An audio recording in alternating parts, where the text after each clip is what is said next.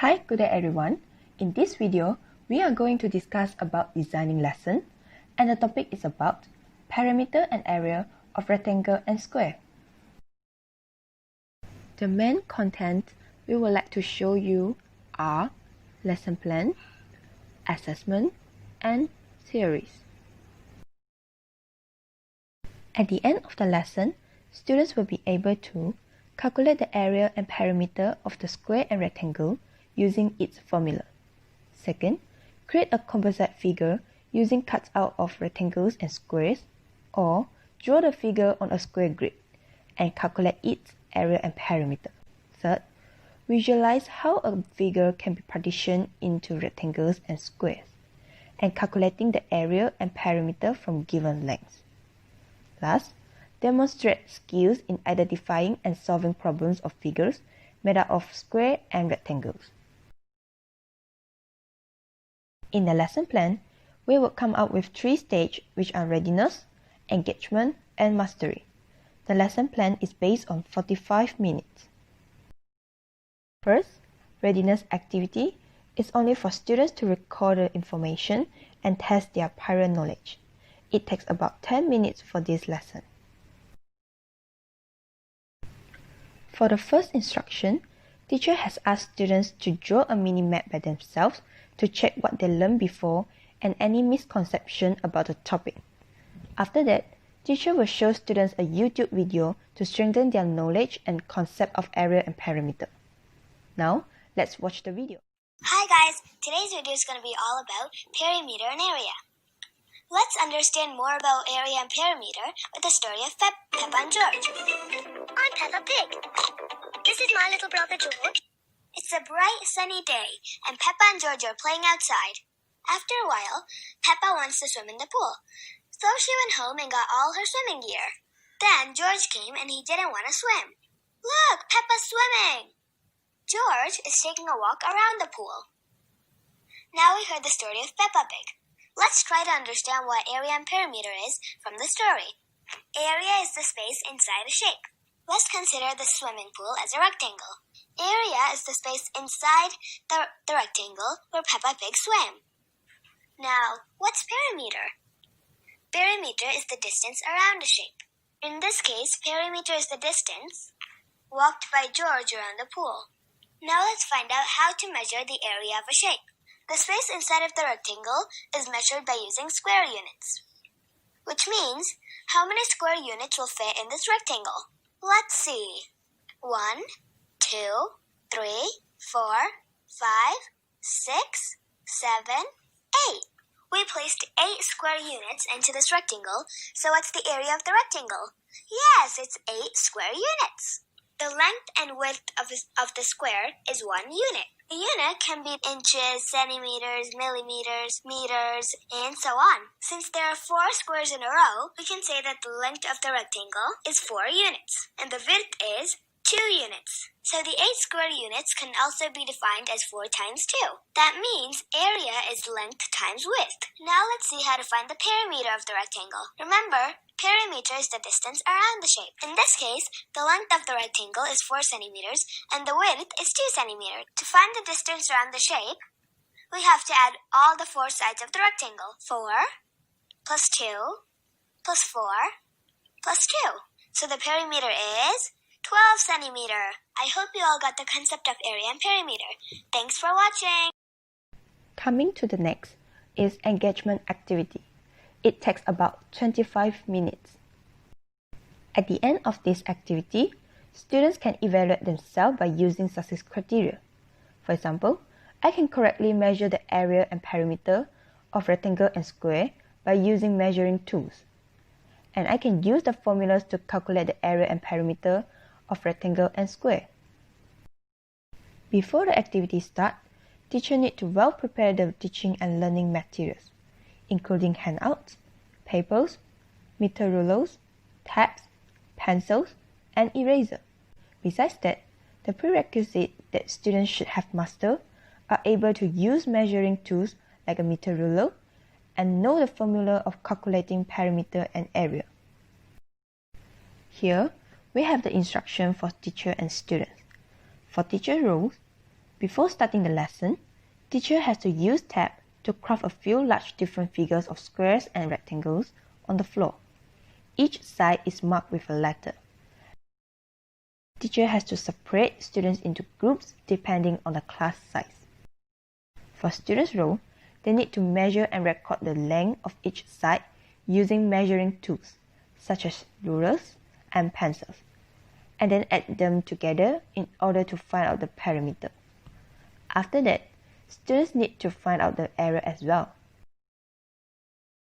To provide real-life example, students will move about the room, measuring and recording down the perimeter of items surrounding them, such as desk, cabinet door, and chair. And these are the examples. For the last stage, we will have 10 minutes for our mastery activity. These are the materials that teacher and students have to prepare before starting the activity. For the first instruction, students will have Kahoot Quiz by using their device. Then, they have to search the website named Kahoot It. Next, students have to enter a game pin, a nickname, and then click Join Game. When all students have entered, the teacher will start the game. And students have to answer the questions which will display on the smart board. And if a student answers the question incorrectly, the teacher must address it with the whole class. And before the class ends, students have to complete the exit slip. And these are the examples. A 1-hour assessment will be given to evaluate the students' understanding of the topic. In this assessment, the teacher will evaluate students' understanding by their ability to compose figures on a square grid. Since during the activity, students will be required to draw a pixel version of their names on a grid paper. As in the activity, students will divide each word of their pixel name into different sizes of rectangle and squares to help them calculate later on. The students will also be able to use the formula to calculate perimeter and area of the squares and rectangles. There are a few materials that teachers need to prepare before the lesson, such as 1 cm grid papers, pencil, color pencils, and ruler. Here are the instructions for the assessment activities. First, teacher will show a simple block letters at the beginning of the activity. Then, students are given a 1 cm grid A4 size paper and are instructed to create their names on the grid paper. If the students require more papers, they are allowed to ask for more. After drawing, students are required to divide their names into different sizes of rectangles and squares and color each of them in different colors.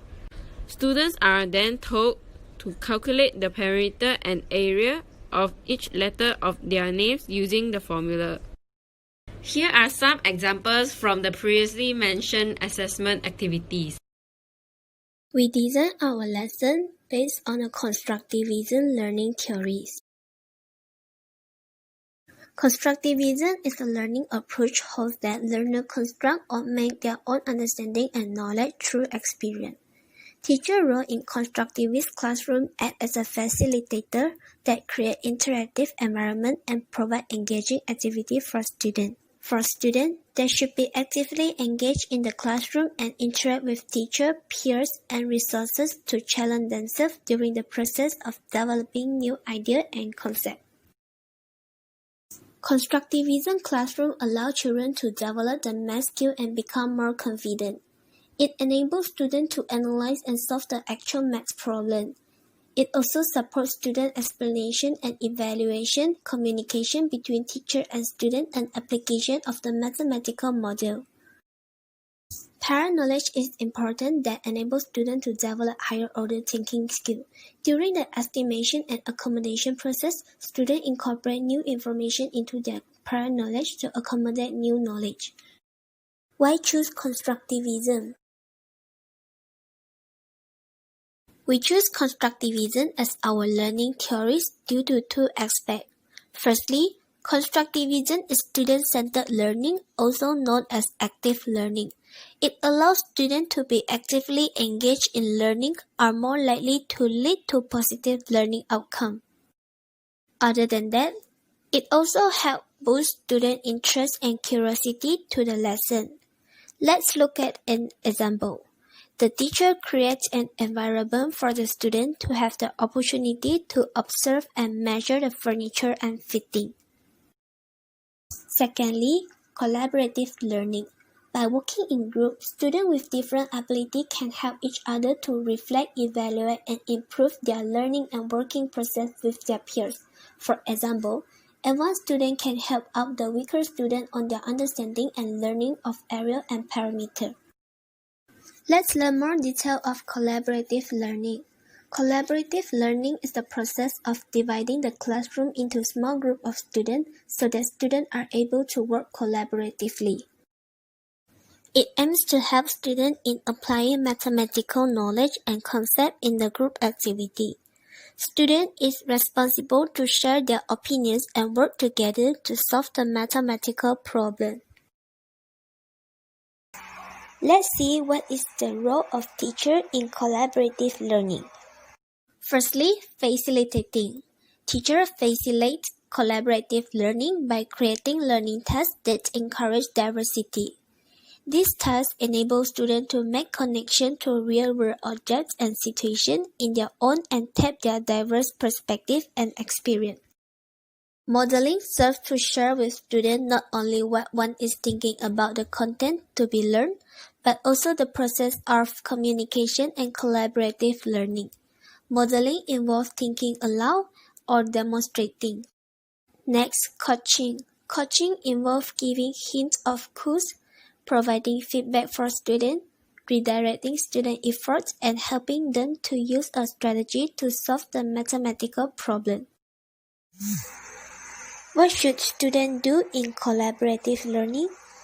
Students take active role and be an autonomous learner in the classroom.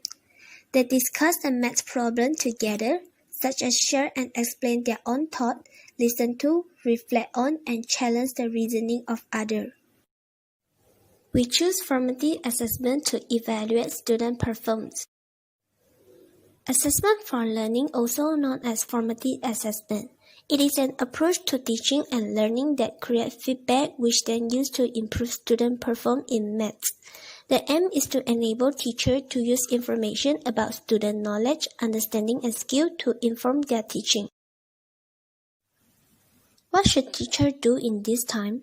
Share the learning outcome and goal with students so that students know what they should do and avoid mistakes.